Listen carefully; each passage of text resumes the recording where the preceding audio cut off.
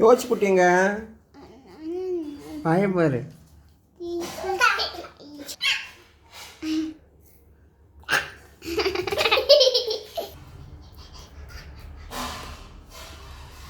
ஏய் துண்ட போட்டு நிக்கிறா காவியா. காவியா இல்ல தம்பி காவியா